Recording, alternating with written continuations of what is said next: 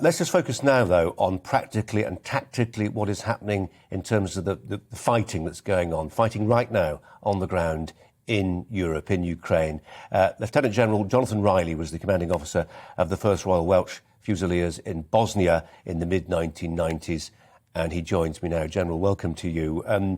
We're in that very early stage of a conflict where the fog of war is clouding our perspective somewhat. But actually, I imagine there's never been a time when other powers, Britain, America, can see more clearly because of satellite technology what is actually happening. They will have a very good idea of how things currently are looking in Ukraine. To a degree, but there's an old military saying that you've probably heard, that the first report is always wrong. And a lot of what the Russians will be trying to do is deception, to make us and the Ukrainians look away from what's really going on rather than what actually is. Yes, satellite technology is great, but you never rely on a single source of intelligence. You always need a number to figure out actually what is going on. And it's for everybody in that theatre, whether you're a general or a private, it's uncertainty that's probably the most worrying thing. Yes, you'll be frightened. Yes, you might be cold. Yes, you might be shocked. But if you've got a good idea about what's going on, you'll know what to do about it. Yeah. It's uncertainty that's often the biggest It's an irony, killer. isn't it, General? It's an irony of warfare that the people at the sharpest end often have the least idea of what's going on. It's the people, back in the big cities who've got access to all information and know what's happening. Look, if this is a walkover for a numerically superior force with air supremacy, does there rapidly develop an argument for saying to the Ukrainians, it's in your humanitarian interests to raise the white flag as quickly as possible? I don't think the Ukrainians quite see it that way from everything that I've been listening to. We don't know if indeed it will be a walkover. I think it's likely the Russians will win, but the Ukrainian military is more capable than it was in 2014, and it may have more success than we think. Also, let's not forget that it's one thing to take a chunk of territory, it's another thing to hold it. And if Putin has ambitions to hold the whole country, he's going to need a pretty large force to do so. Yeah.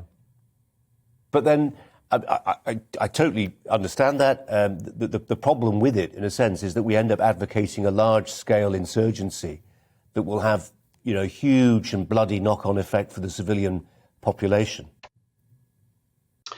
Indeed, and that's a decision for Ukraine and the Ukrainians, and not for us to advocate. Whatever the Ukrainians decide, then it's our moral duty to make things as decent for them as we can, and not make things worse. Yeah, that's all for the future. In terms of looking at things, looking at the battlefield today, what has struck you about the strategy the Russians seem to be pursuing? Several different fronts in play, different arms involved. Is it predictable? Has it contained surprises for you as a military man?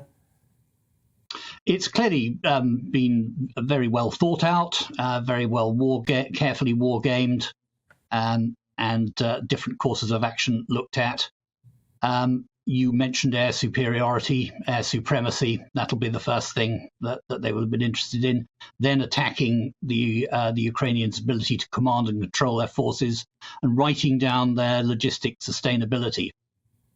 Then applying a lot of firepower to demoralize the defenders before actually going in. A lot of this is pretty standard practice.